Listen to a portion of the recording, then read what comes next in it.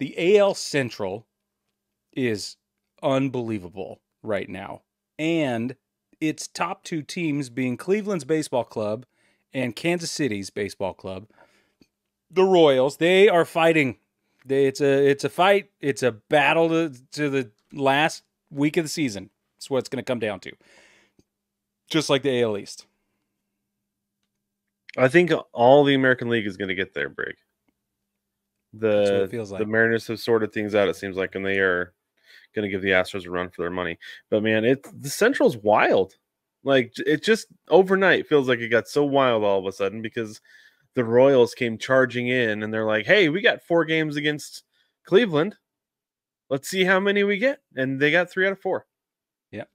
All right, let's make a run at these guys, which is great. Yeah. So we went and did some analyzing, which is my favorite word. My fiance heard me say that the other day and balked, and I went, "Calm down." And she looked at me like, did you say? And I said, "Yeah, it's a joke." Okay. And yes. Uh-huh. So we did some analyzing the way we did it with the AL East a few weeks ago, and here is what we have come up with. Going into Thursday, which is tonight, the Royals sit 1 game back behind Cleveland's baseball club. At the All-Star break, Cleveland had a 58-37 win-loss record. Kansas City had a 52-45 win-loss record. That was 7 games ahead for Cleveland. Boy, did that just crumble. Well, and real quick, Greg, while I was looking at this too, that at one point Cleveland was up 9 games. Didn't make me feel so bad about the fact that the Mariners blew a 10-game lead, because it's like 9-10 games, right? Yeah. And it wasn't that much slower that Cleveland lost that lead, because it did completely evaporate the other day. The Royals came back and they tied them. The Cleveland's baseball club, they were able to salvage 1 game in that 4-game series, the last game, to avoid a sweep and get back up 1 game on the Royals. So that lead has completely evaporated. Yes, it has. So let me give you some statisticals, Brad. I did a little workup, okay? Whip them out, Brig. Since the All-Star break, Cleveland has gone 18-21 in the win-loss columns. Kansas City, on the other hand, went 23-14.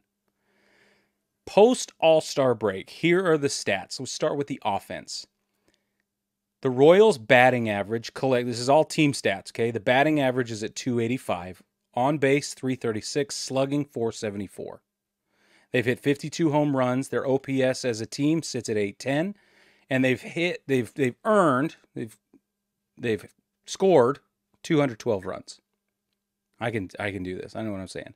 Cleveland offense, batting average 222, on base 290, slugging 365, 43 home runs, OPS at 655, 154 runs. That's 58 runs fewer than Kansas City. Offensively, Kansas City is stronger. Well, and you want to know, so here's one for you, Brig. The leader of the pack, the whole thing, right? Obviously, Bobby Witt Jr. You ready for how wild it has been for him since the All-Star break? You keep thinking, oh, he's going to crash. No, he's not. He hasn't yet, at least. So since the All-Star break, he has hit 408 with a 473 on base, a 1249 OPS. What? He's hit, of his 28 homers in the season, 12 of them have come since the break. He's got 32 ribbies, 5 bags, 16 walks, and only 19 strikeouts.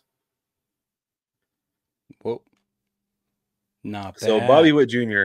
is the man leading this charge at the front of the pack. And as long as I feel like if he's doing this, the Royals will continue to do what they're doing.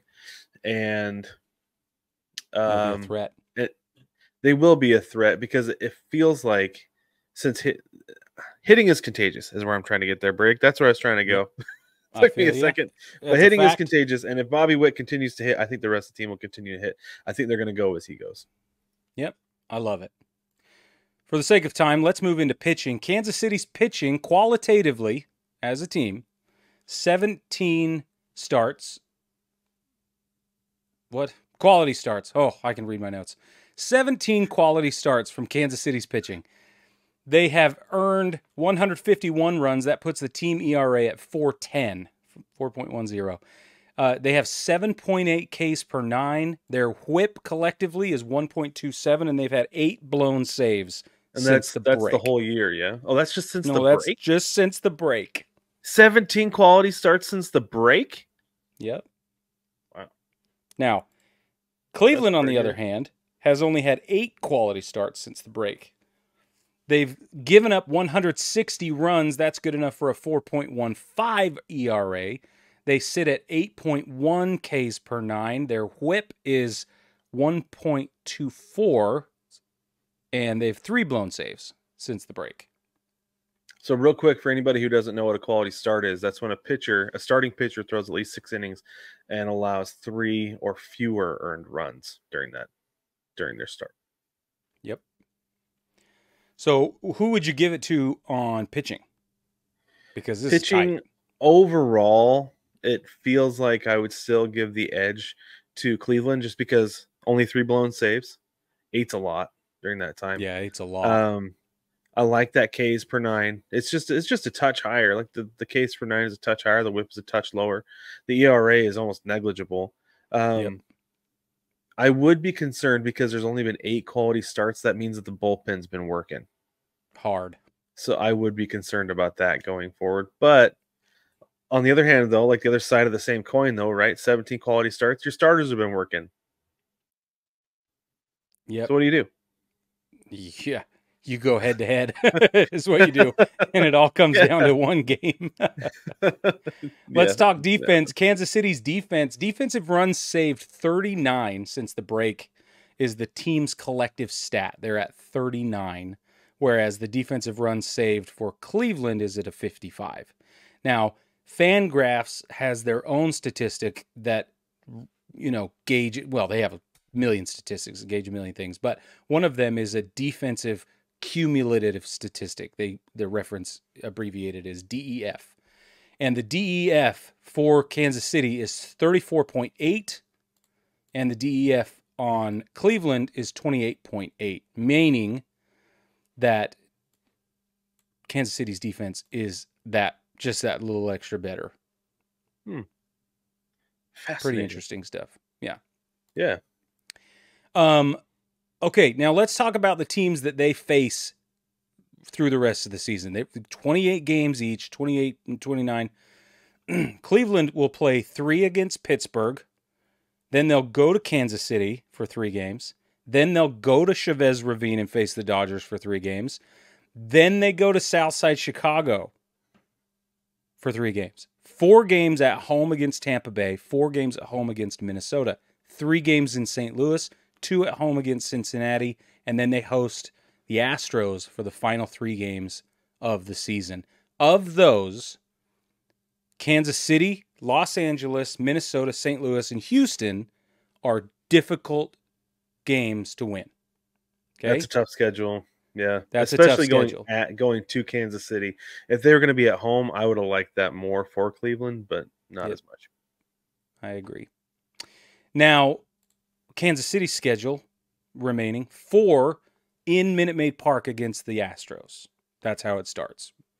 Then they've got 3 versus Cleveland. That'll be at home. 3 versus Minnesota at home. Then they go to the Boogie Down. They face the Yankees for 3 games. Then 3 in Pittsburgh. 3 home versus Detroit. 3 at home versus San Francisco. Then they go to Washington for 3 games and finish up in Atlanta facing the Braves for 3 games, the last 3 games of the season. According to all of the stats that I was able to find, the strength of schedule scores are: Cleveland has the 9th most difficult schedule moving forward in the American League.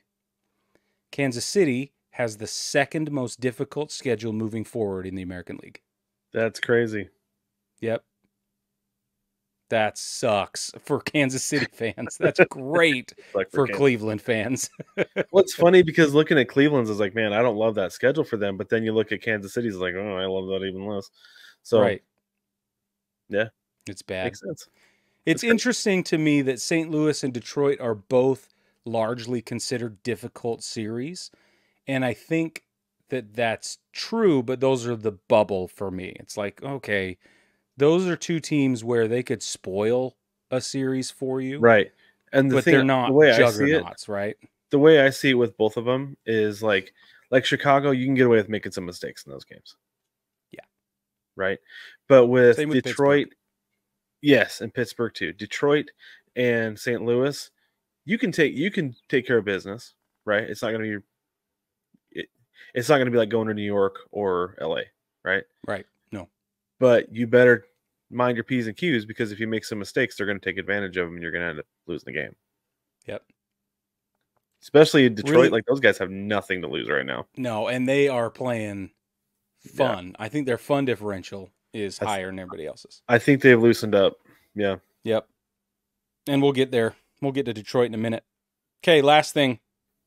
Postseason projections. According to Fangraphs, Cleveland wins the division 48.4%.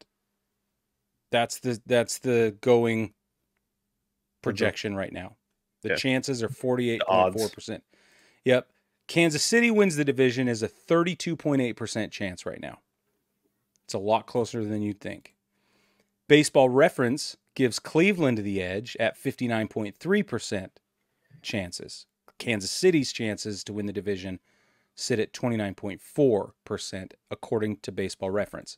Now listen, I know we spent the last 10 minutes talking about Kansas City and Cleveland, but don't forget about the Twins, because if these two teams wreck each other, the Twins can just cut the air behind them and slip right on into the playoffs. Yeah, they could kind of like drafting on them. Yeah.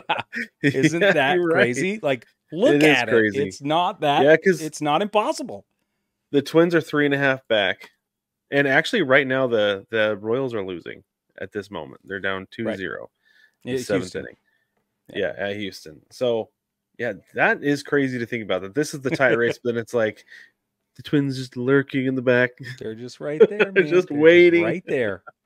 Yeah, because they're only 3.5 games, according to what I'm seeing right now, 3.5 games back in the division. Yeah. Yep, it's right. Just not that far. Right. No, it's not. Especially since like the Mariners are 3.5 back, and I'm like, they got a chance. Yeah, got a chance. Yeah, the Twins definitely have a chance. That's crazy to think about. Pretty tight. I love it.